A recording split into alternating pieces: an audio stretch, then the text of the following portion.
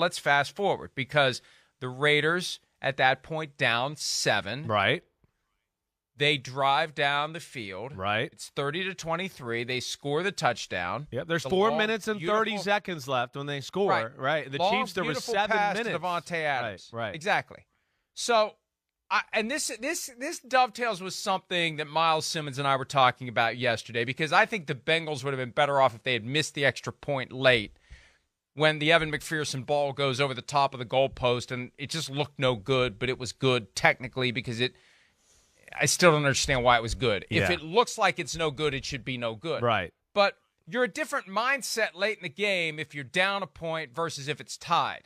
So they go for 2 with well more than enough time for the Chiefs to get down the field and win the game. I don't know why you go for 2 here because the Chiefs have a completely different mindset if they're losing by a point than if it's tied. If it's tied, they're more inclined to be a little careful. Maybe the drive peters out and you get the ball back and you can win it. If they're down, they put the foot back on the gas and they mash it and they're in 4-down territory. That's the complaint we always hear about 2-possession, guaranteed second possession overtime. Well, the team that gets it first is playing 3-down football. The team that gets it second and knows that they need a field goal or a touchdown is playing 4-down football. That's not fair. And that's the situation the Raiders were trying to create. Instead of the Chiefs being in 3-down football, they're in 4-down football if they go down 31-30.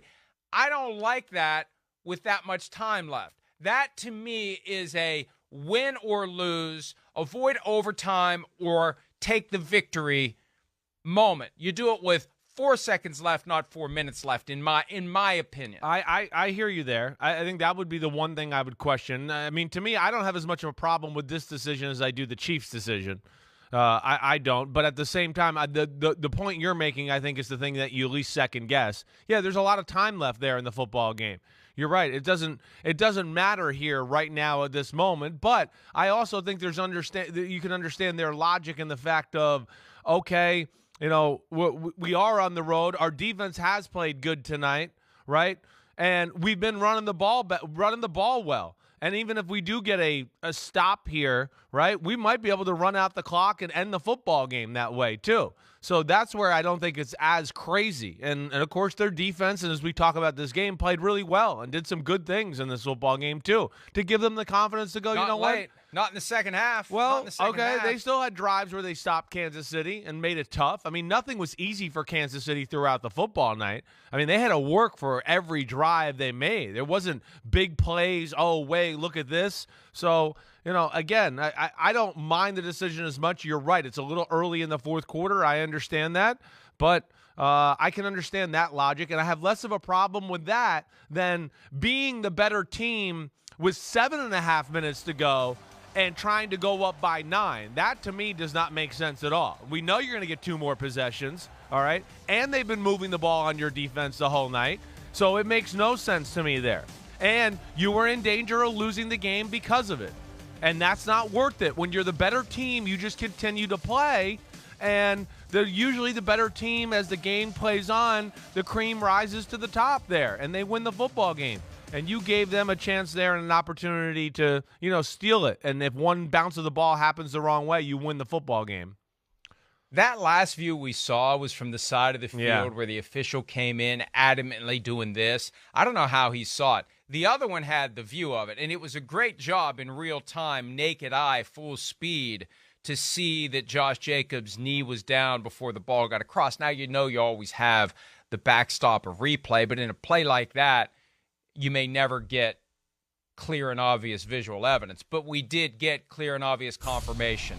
Knee was down, ball wasn't to the front of the goal line. But it's from this angle, when you're looking down the line, that it's obvious. The guy up top thinks he sees it clearly. See, at any time, and they always tell the officials, never do a very aggressive call because it reflects a level of confidence that your other calls don't have when you don't do that.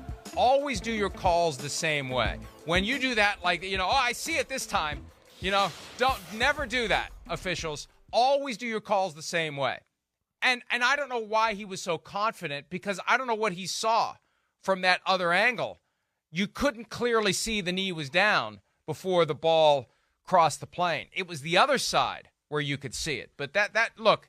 Well, we don't know. Jacobs you don't know that. He has a different view than the camera, so I don't was tough. I don't know how you see clearly. I don't see how you can get an eye on it that vividly through all those bodies where you're doing the Leslie Nielsen and the Naked Gun, moonwalk and the over the top. Anytime the officials do the over the top signaling, I just think that's a bad idea. I don't know what that guy saw that made him so confident. The other guy, I get it, but again, replay could have cleaned it up one way or the other. All right, so Jacobs was running well. He was running well. They made a great play. I still don't like it with 4 minutes left. I just don't. But see, here's my other thing too. I understand, and I'm not totally anti what you're saying there on this one. Again, I'm usually the guy that goes, let's just tie the game and continue to play and see where it goes from there. And you're playing good football as a football team, running the ball. We saw the defense play really well, and like we said, make things hard on Kansas City. I mean, it wasn't easy. I know that. It's Kansas City. Nothing's ever easy against them. But to me, and this is a good conversation. But you use the logic too. Well, now Kansas City's going to be down, and they're going to be in 4-down mode. Well, when Kansas City went up by 9, the Raiders were going to be in 4-down mode too. That didn't change. It's two possessions. So now they're going to push the envelope and maybe go for it on 4th down and do that. So I don't like the decision from Kansas City at all. To me, it is video game analytics BS that to me does not make sense in this day and age in the NFL. It does not. Okay, and then the other side of that is, when the Raiders go down, do that. I understand your point is real, but I don't think it's as egregious to me to go, hey, let's go over the lead right now. Our defense has been doing good things. We've given pressure on Mahomes. Maybe we get the stop here, and then we run the clock out with Josh Jacobs because they were moving the ball consistently too. So that one to me is not as egregious, and I think Kansas City, skirted out there luckily with a bad decision trying to go up by 9. At least that's my take on it. Maybe we were watching two different games, Chris, because I thought the defense for the Raiders – after they were up 17-0, fell off. There were like 5 straight drives where the Chiefs had a touchdown or a field goal. They were moving the ball at will. And at one point after they went for 2, after the Raiders went for 2, I think it was Troy Aikman that said, well, they don't want to get in a situation where they give the Chiefs the ball and they just kind of methodically drive down the field the final 4 minutes, kick the field goal and win the game. Although that's what you're doing anyway. They were trying to explain it in real time. And look, we're struggling to explain it 8 hours later. I didn't really understand what they were saying in real time, but I had an idea flash in my head, and it reminded me of an old Colts-Chiefs playoff game where the Chiefs just couldn't stop the Colts, so they eventually did an onside kick because what the hell, they're going to score anyway. I mean, I would have rather in that moment tie the game up and then do a surprise onside kick. If you really want to go all in and try to win the game, and you fear that the Chiefs are going to get the ball back with 4 minutes and change and just work it down the field and smother you and get a field goal and walk off. And even that, I don't remember Matthew Wright. Who knows? Who knows if he's going to make it or not? I mean, he misses an extra point, he misses a field goal, or makes a 59-yarder. You don't know what you're going to get with him. But it's sometimes I think, and this is a product of analytics, I think coaches overthink. On both ends last night. Yeah, I got you. I think they were thinking too much. Just go play football and see how it all plays Well, they out. chase points too early in the game. I think that's the bottom line where we go. There's so much left that goes on that's going to dictate the final end of this game. Why are we making about this play right here, right now, at this moment? And that's, I guess, where we don't understand it. And listen, I know. I think, we got a way to shed some light on it. Josh McDaniels tried to explain his decision to go for 2 after the game. Let's have a listen to what he said about that fateful call.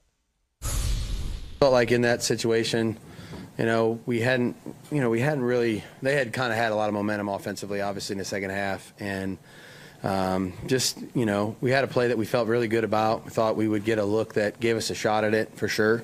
We had a chance. We had a fair fight at it. They played it a little bit better than we did, and gave ourselves an opportunity to take the lead there, and then maybe put a little extra pressure on them when they had the ball. Nothing more, nothing less. Just trying to be aggressive, trying to win the game. And I know it was 4.5 or whatever the time was, but our team felt good about it, and just felt like that was the right call at the right time.